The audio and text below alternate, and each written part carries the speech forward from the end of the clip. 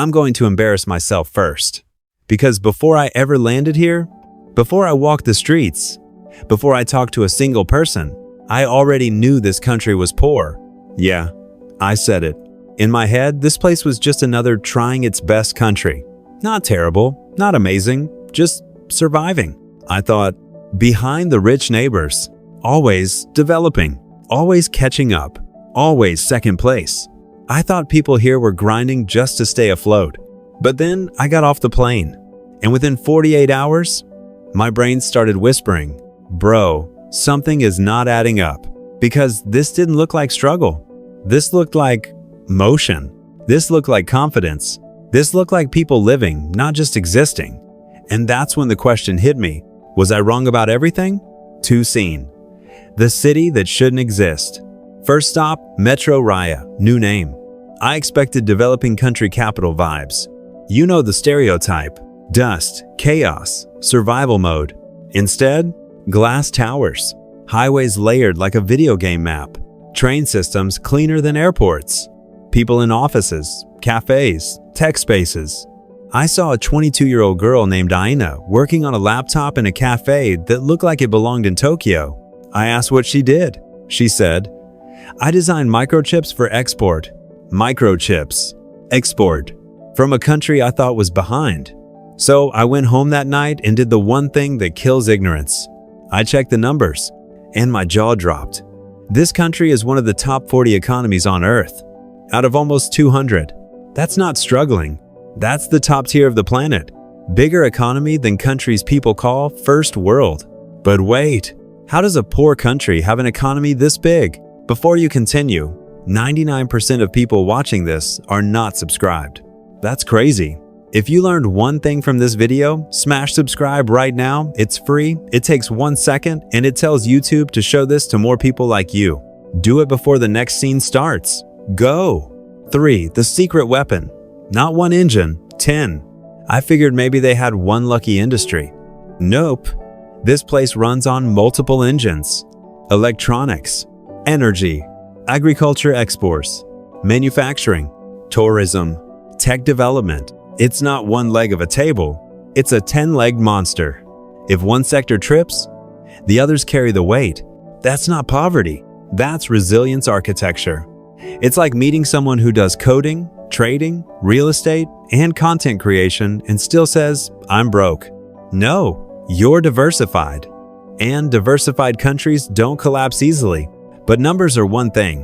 What do the people live like? 4. The walk that broke my brain. I walked through neighborhoods in Centro Metro Raya, Harbor Point, Coastal City, North Bay Tech Zone. I wasn't seeing survival. I was seeing families owning cars, apartments people actually own, people eating out on random Tuesdays, kids in private schools, families traveling. This wasn't luxury for the rich. This was normal life. And here's the crazy stat. More than half the population lives in what economists call the middle class or above. Do you understand how rare that is? In many huge countries, middle class is a minority. Here, it's the majority. But here's the twist.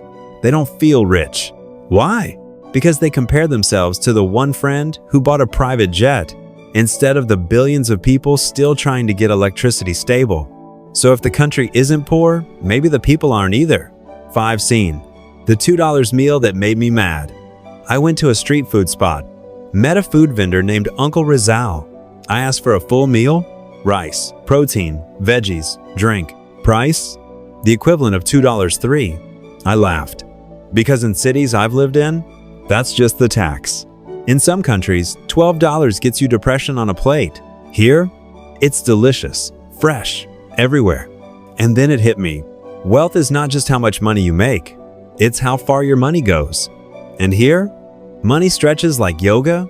Okay, food is cheap, but what about big things like houses? 6. The house comparison that hurts.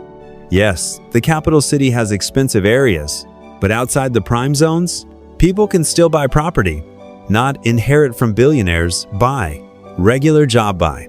Meanwhile, in some rich countries, you need 2 salaries, 3 side hustles, and a miracle just to rent a box with windows. Here, ownership is still possible, and ownership equals long-term wealth. But there was one category that shocked me the most. What happens if you get sick? 7. The hospital reality check. I met a guy named Daniel who had surgery. Major procedure. I braced for the horror story. He told me the bill. I thought he forgot a zero. In some countries, that same operation means debt, selling your house, financial trauma. Here, treatment, recovery, life continues. Public healthcare is affordable. Private healthcare is still reachable. Do you know how many people around the world are one illness away from bankruptcy? Millions. That's not wealth, that's fear. And fear is expensive. But maybe education crushes people financially? 8. The student debt nightmare? That isn't here.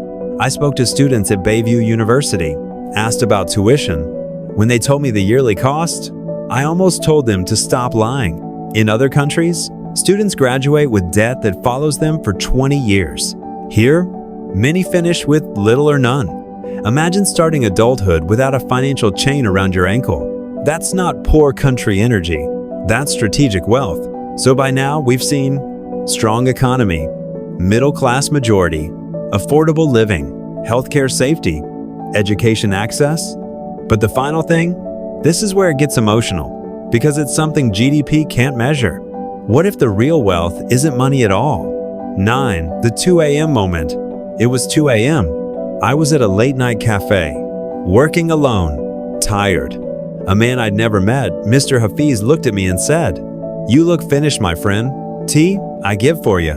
No reason, no benefit, just human instinct. That doesn't happen everywhere. In some cities, eye contact is suspicious. Here, strangers talk. Neighbors check in. Food is shared.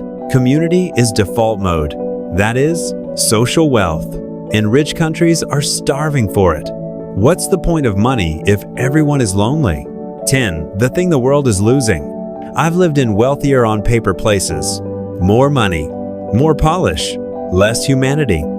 People there have money, status, pressure, burnout, isolation. Here, people still have family dinners, friends at midnight cafes, festival celebrations across cultures, neighbors who know your name. This country didn't just build roads. It protected something rare, a society that still feels human. That is harder to build than skyscrapers. 11. The comparison trap. Here's the invisible problem. This country isn't losing. It's comparing. And comparison is a thief with Wi-Fi. People scroll social media and see luxury condos, billionaire lifestyles, perfect aesthetics. And suddenly, a stable, comfortable life feels like failure. But let's be real. You're not comparing your life to the world. You're comparing your life to the top 1% highlight reel? That's like being fit and crying because you don't look like a Marvel superhero with CGI lighting. And this country does the same thing. It looks at ultra-rich cities and says, we're behind. Behind what? Stress rankings? Housing crises? Loneliness epidemics? Because the places everyone worships are quietly exhausted. So what does this country have that rich nations are trying to buy back? 12 time. The luxury money can't print. In some countries, people earn more, but they don't own their time. Commute, work, stress, sleep, repeat. Weekends are recovery, not living. Here, I noticed something wild. People still meet friends on weeknights. Families still eat together. Late night food spots are full. Uncles play board games outside. Aunties gossip at markets. Life is still happening outside work. That's not laziness. That's balance. And balance is disappearing globally. What's the point of earning more if you don't have time to live? 13. The weather advantage nobody talks about. Let's talk about something people ignore. Climate. In many countries, winter heating bills, expensive seasonal clothes, snow damage, seasonal depression. Here, sun, rain, repeat. You don't need a financial strategy just to survive the weather. That lowers life costs in ways people never calculate. It's like playing life on normal mode, while others are on hard survival winter expansion pack. But what about diversity? Doesn't that cause problems? 14. The impossible balance. Multiple ethnic groups, multiple religions, multiple languages. In many places, that leads to conflict. Here, shared food courts, shared holidays, Shared neighborhoods. Is it perfect? No. But the fact that it works? That's rare on Earth. I've seen countries with less diversity struggle more. This place didn't erase differences. It normalized coexistence. That's social engineering at a national level. And the world hasn't figured that out yet.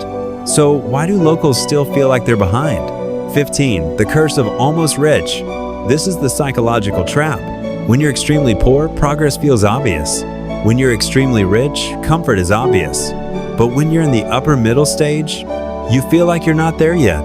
That's this country. It crossed survival. It crossed stability. Now it's in the uncomfortable zone called successful, but not flashy. And flashy is what the internet rewards. But stability is what real life rewards. What happens when a nation has stability and heart? 16. The night that summed it up. I was walking home late. Food stalls closing. Plastic chairs stacked. Lights dimming. A group of strangers were laughing over tea. One of them waved me over like we were friends already. I sat. We talked. Different backgrounds, different ages. Same table, same jokes, same warmth. That moment hit harder than skyscrapers. Because infrastructure shows development. But human warmth shows civilization.